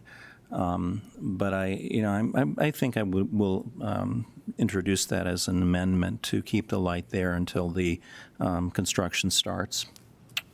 Motion to amend. Do we have a second on the motion to amend? I'll second, but I would just qualify that I think we should start that transition as the traffic engineer, as Lance suggested, to move the light to a yellow or blinking red, in front of the construction project, so that when we come out of the construction project, there has been I feel like the construction project's a natural transition for this to take place. So that's my second and my thoughts. Does the amendment agree to the verbiage? Sure. We have a motion to amend and a second. Motion is by Alderman Patagula, second is by Alderman Wolski. Mr. City Manager. Thank you, Mr. Mayor. Just a quick clarifying question for the motion maker, Alderman Patagula. It sounds like Alderman Wolski would like to have it as a flashing light. You're not specific as to whether or not you'd want it to be flashing or fully operational. So I think that needs to get resolved. And then one other point that I might mention is if your amendment is successful, the staff would like to have the opportunity to not have to maintain or get replacement parts or whatnot if it does die. Right. If it's possible in your amendment to include until the construction project and or the thing dies, that would be great, just as a suggestion. A clarification, Alderman Patagula, Alderman Wolski. I would be happy to provide. I think a month or two before the construction project starts, that's when we switch to the blinking lights. Yeah, I'm fine with that. Yeah. And as well as the condition if the absolutely. system. Yeah, Okay. there's no sense in throwing money away on these things. All right, we do have the amended motion and a second. Discussion on the amendment. Any discussion on the amendment? Please call the roll. Padragula. Yes. Straight. Yes. Wolski. Yes. Sitma. No. Janser. Yes. Olson. Yes. Pittner. Yes. Motion is approved. That takes us to the amended motion that is before us. Further discussion on the amendment. I'm sorry, on the amended motion. Further discussion on the amended motion. Seeing none, please call the roll. Pittner. Yes. Padragula. Yes. Straight. No. Wolski. Yes. Sitma. Yes. Janser. Yes. Olson. Yes. Motion is approved. That takes us to 8.3, the approve of eminent domain resolution for 1300 4th Avenue Northeast, Minot, 58703. The property is located in what is identified as buyout number 4 in support of the HUD approved the CDBG NDR action plan. City has carried out its due diligence with the owner of this property as set forth in HUD's involuntary acquisition guidelines and the requirements of the Federal Uniform Relocation Act. The request from the City Council approve eminent domain resolution for the property and structure located at 1300 4th Avenue Northeast in Minot as part of the HUD CDBG NDR acquisition program to support the flood control projects. Move approval. Second. Motion by Alderman Pittner for approval, second by Alderman Straight. Discussion on the motion. Any discussion? Seeing none, please call the roll. Pittner. Yes. Padragula. Yes. Straight. Yes. Wolski. Yes. Sitma. Yes. Janser. Yes. Olson. Yes. Motion is approved. That takes us to 8.4, the acquisition properties in El Rio Drive, CAP 037, CAP 038, and CAP 039. The acquisition properties located in El Rio Drive were purchased in 2016 and early 2017 using the CDBG NDR funds. The 3 properties were purchased using involuntary acquisition. As a result of the city's current ongoing internal compliance audit reviews, these acquisitions were flagged by the city as not in compliance with the Uniform Relocation Act. City funds are 25% of the acquisition costs, and these 3 non-compliant acquired properties were shifted to another local match funding source, sales tax flood control. The 3 properties are still required for the ongoing flood control project, 75% in the State Water Commission matching funds. Since the SWC match in the city funding source, the match is not subject to the URA requirements. The 2 recommendations is approve the proposed ordinance on first reading. The second is to authorize the use of sales tax control reserve in the amount of $280,707.25. So moved. Motion by Alderman Pittner for approval. Second. Second by Alderman Janser. Discussion on the motion. Alderman Straight. Thank you, Mr. Mayor. I'm going to oppose this tonight just because I've mentioned it numerous times throughout the budget process. I'm leery of continually going back to reserves. It bothers me, and we made an error here, and I don't feel like we should be cleaning it up through our own reserves. I think we should fund another avenue. Alderman Straight, do you have a suggestion on which other avenue? I'll throw out, we seem to have not had a clear conversation about Hub City funding, so I'll choose that as my mode tonight, sir. Further discussion on the motion. Mr. Lakefield, do you have anything to add? Mr. Mayor, maybe a little bit of clarification. Through the city's sales tax dollars, a percentage of that is allocated for flood control projects. If that money is not spent in the year that it's collected, and that happens, we accumulate those dollars and they're allocated into reserves to be used in future years. So when we look at this, that money was designated for flood control activities. Even though it's called reserves, it's because it is cash on hand. So it is going to the intended use. Thank you, Mr. Lakefield. Further discussion. Alderman Wolski.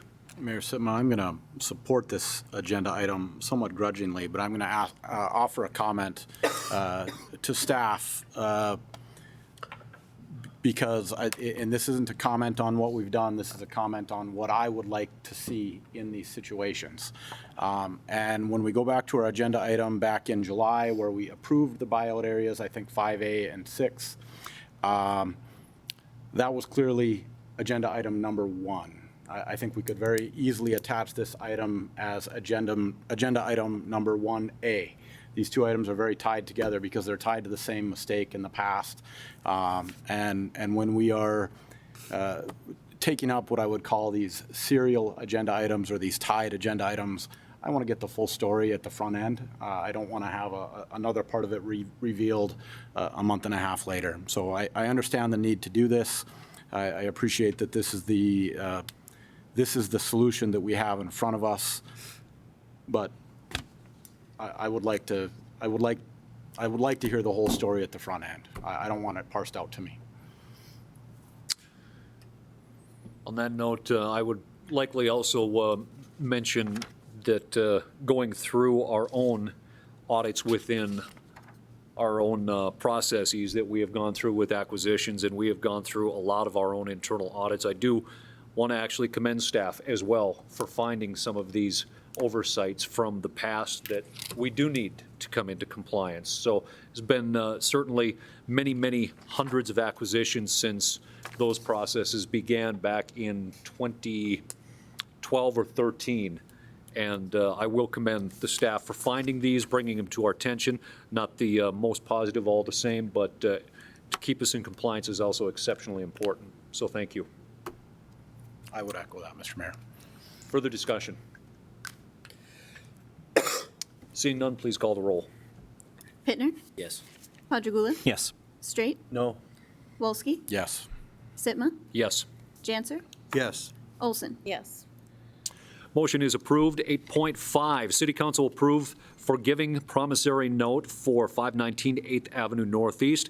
Zona Miller received from the City of Minot $225,064.98 of the CDBG NDR grant to rehabilitate her home seriously damaged in the 2011 flood. In receipt of this grant, Ms. Miller executed a promissory note dated August 11, 2014, which included requirements of maintaining flood and hazard insurance and that it be her primary residence. Ms. Miller has signed an affidavit attesting that proceeds of the sale of her house after costs related to the sale of and any existing loans will be used to pay off all existing medical bills. Health-related factors are one of the basis for releasing a property owner from the promissory note prior to the end of the term. It's requested the City Council approve forgiving the promissory note for property owned by Zona Miller at 519 8th Avenue Northeast, who was beneficiary of a housing rehabilitation CDBG NDR grant. Move approval. Motion by Alderman Olson to approve. Second. Second by Alderman Straight. Discussion on the motion. Any discussion on the motion? Seeing none, please call the roll. Olson? Yes. Pittner? Yes. Padragula? Yes. Straight? Yes. Wolski? Yes. Sitma? Yes. Janser? Yes. Motion is approved. That takes us to number 9, personal appearances. This is an opportunity for anyone in the audience to come forward to discuss any item that is not on our agenda for this evening. Again, this is an opportunity for anyone to come forward to speak on any item that is not on our agenda for this evening. Seeing none, we will move on to the miscellaneous and discussion items. We do have 10.1. This is the 2020 budget President's message. Mr. President. Thank you, Mr. Mayor. Fellow aldermen, citizens. I'm not going to read my entire budget message. The full text is available. I have handouts prepared here if somebody would like a copy of it. I believe it'll also be on the website shortly, if it isn't already. I do want to make a couple short remarks. The 2020 proposed annual budget is a result of the continuation of the process of the past 2 years, utilizing 5-year forecasting and data-driven conclusions based on the priorities and guidance provided by the City Council, by all of you. We have worked collaboratively with the city manager, finance director, and department heads throughout the development cycle. Budget workshop and Q&A sessions have been open to the public, and we have already received some input from citizens who wish to weigh in. More opportunity for comment will, of course, be available at the public hearing on the budget, as mentioned in the city manager's report, which will be on September 16th at 5:30 p.m. right here. I'd like to make 7 points. As Mayor Sitma was able to announce during the State of the City event back in February, the 2020 budget does not raise property taxes. Point number 2, there has been significant progress in stabilizing finances and a return to funding of operations from a solid property tax base rather than from a sales tax which is variable and causes problems when it goes down. 3, a key feature of the 2020 budget is that it is significantly larger than the 2019 budget. $274 million compared to $179 million last year, or a 52.84% increase. This can happen without a tax increase or a significant change in property values because we are using monies that have been accumulating, for example, sales tax monies for flood protection or NAWS, or were received from outside sources, for example, the state of North Dakota, to use for specific projects. Now that we are proceeding with construction, as was talked about earlier in the city manager's report, the dollars set aside for those capital projects are being budgeted and spent in this and future years. Number 4, the 2019 state legislative session was helpful. Additional money for flood protection and additional funds expected from the Prairie Dog Hub Cities bill will help us. New sales tax collected from online sales and the slight upward trend in sales tax locally this year are both positive. Number 5, the 2020 budget includes maintaining infrastructure, paying our employees, and adequately funding retirement, providing capital improvements and replacements, and strategic investments to improve our efficiency. Number 6, it is my recommendation that the council direct staff to proceed with an accelerated 2-year schedule for bringing the new Northwest Fire Station online. Number 7, recent successes should build our confidence as a community that we can continue progress and meet the challenges that are ahead. Every community has challenges. We are not unique in that regard. None of us up here or on the staff has a crystal ball to see the future. So we must make the best decisions and best budget that we can based on what we know today as responsible managers and stewards. Future decisions will be given our very best effort. We will keep working hard to get the best results we can for our community. As we look around the city, there's much that is positive. City examples include successful implementation of automation of the garbage pickup and transfer of the recreation department to the park district. Others are improvements at the zoo, at the MSU Dome, or the Magic City Discovery Center, Children's Museum, soon to break ground. New businesses opening in town, or flood protection being constructed. Minot is investing in itself and building a bright future. Working together, we can make it not just bright, but magical. I want to say thank you to the city staff, the mayor, and my fellow aldermen for your work on the budget process, and I look forward to the public input meeting and to finalizing the budget. Thank you. Thank you, President Janser. On that, we would then move on to 10.2. This is the status of the One Brand Magic Fund application. We were looking for this actually on our agenda. I will admit that. I'm looking at our city attorney here. And if we could just get an update on where we are at with the application process. Kelly. Mr. Mayor and members of council, it's my understanding that Visit Minot has selected a vendor to assist with their marketing. And on Tuesday, late in the afternoon, we received the Magic Fund agreement, and we just didn't have time to get that turned around and have the staff all review it before the noon Wednesday deadline and to have that signed for your review. So we're hoping that it'll be on the next agenda. Alderman Straight. Mr. Mayor, thank you. I just wanted to bring it to staff's attention because I sit on Visit Minot within this process, and it's something I wasn't mindful of at the time, but I just want to bring it to everyone's attention now. We work very closely with all of these organizations that come before for a Magic Fund request. We obviously have Ms. Hendershot protecting the city and the city's interests, but what we ultimately usually fall into is the nonprofits and organizations that we ask to conduct and want to conduct some of these projects ascertain a tremendous legal bill of their own trying to work out these agreements with the city. So I just wanted to kind of put it on everybody's radar as we move forward. We need to be mindful of that. We need to protect the public dollars, but I get concerned about the idea that we're losing out ultimately in the end because we're ultimately trying to protect those dollars, but we're taxing ourselves and losing out of the capability of those dollars when the legal fees have to be incurred, elsewhere. And it's just something I wanted to bring on everybody's radar. I wasn't as aware of it until recently, and I hope I made sense there with that statement. But I look forward to the one brand discussion, but I think in terms of the Magic Fund request moving forward, let's just be mindful of those because it can be very costly on the other end for those nonprofits and organizations. Any further discussion on this item? I myself was,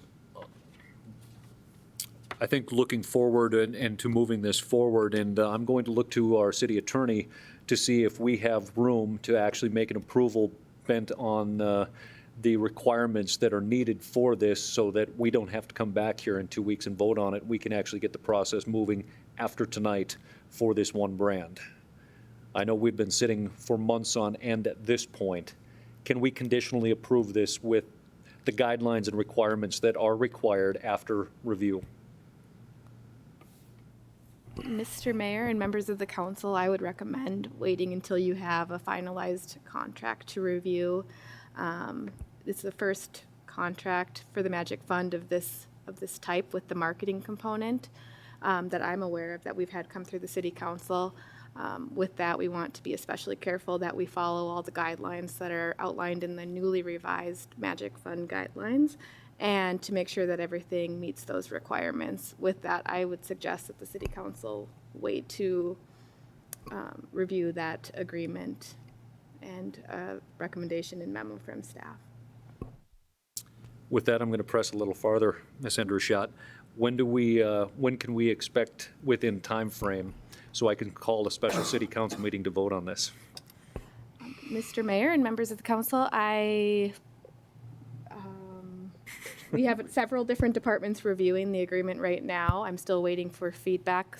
One of those departments indicated by the end of the week that they would have feedback to me. Those comments will need to go back to Visit Minot's attorney and for their review and discussion. So, city manager, do you? Yeah, Mr. Mayor. Thanks, Kelly. So I would like to say if everything's perfect on the first review, we could have a special city council meeting in, a week's time or so. But I'd anticipate because of the nature of the agreement and the fact that it is very different from prior agreements, that there will likely need to be a round of comments and then sent back to the organization, Visit Minot, and then they need to look at the city's comments and then probably send back a revision, that process in itself might take the 2 week time period that we've anticipated having it on the next city council meeting. So while I understand and appreciate the desire to try to move it forward, I'm always a big believer that we do it right the first time or we do it over. And I'd rather do it right the first time, and I think the city attorney's recommendation is sound, and I would also recommend the same for your consideration. I certainly didn't stay at a Holiday Inn Express, so I'm not going to play my legal expertise on this one. Thank you, Ms. Hendershot. But if there is the opportunity, and with Visit Minot's attorney as well, to find that opportunity to get it done before, I would very much be willing to call a special city council meeting for a singular vote on this one, because we have been, I think, farther into this process, taking longer than I had anticipated, than I think many of us in this room had wanted. So I will put the rest of the aldermen as well on notice that if we can get this done, I will be calling a special city council meeting before the end of the 2 weeks is up. Mr. Mayor? Alderman Walski. If I may, this is a contract I'm particularly interested in because getting from concept to accountability in this type of work seems like a particular challenge to me. And so I'll just share that I have no problem with a little extra due diligence on the contracting side here. This is a contract that when it's introduced to us, I will read through very carefully. And with that said, my hope would be that we on council are afforded the time needed to review a contract. So rather than be in a rush to get a yes vote, I'm supportive of the process working itself out here. Further discussion? Alderman Padagula. I wanted to reiterate and support what Alderman Walski said. I think this raises very significant policy issues. It isn't just a matter of wordsmithing and making sure that the T's are crossed and the I's are dotted or whatever. I have reservations about marketing. I have reservations about advertising, and I think it's critical that we look at this as a whole and the public be informed about it. It's not just a slogan. And I think for the public to have that awareness is going to take some time. And I think for us to think through this issue of accountability is a very important and very positive thing. I think if we schedule it for our next regularly scheduled council meeting, that should be adequate time. This is a marked deviation from what we've done in the past. I'm not sure whether I'll support it or not, but I want to think it through, and I want some time to be able to do that and for the public to be able to do that too. I do also want to remind that the marketing component of the Magic Fund has always been there. The big change here is actually within the contractual change that took place. Moving forward, I would expect this process to become more efficient within the application process through the Magic Fund. And I also do want to just remind as well to the council that this came through the white paper process, through the IEDC, and with all the competing components that are out there across western North Dakota, is noted as one of the more important pieces. Further discussion on this issue? If not, that takes us to our final number. Alderman Walski. One brief item, and for the council's sake and for the public's sake, I had a letter to the editor of the paper this weekend talking about the gathering space. At the end of that letter, I had suggested that there would be a discussion on this particular item at this meeting. I did get that memo in last week, but at the mayor's request, that item was moved to the September 16th meeting. So just wanted to let the public know that's where that discussion's going to be. I'm going to send that memo out to members of the council. I'm also going to put it out for public consumption as well. There are a number of ideas in it that I think are worthy of public discussion and conversation. And frankly, I think the opportunity to have a few extra weeks to discuss these things probably very valuable in that discussion. So, thank you, Alderman Walski. Anything further? If not, then that takes us to number 11. Motion to adjourn.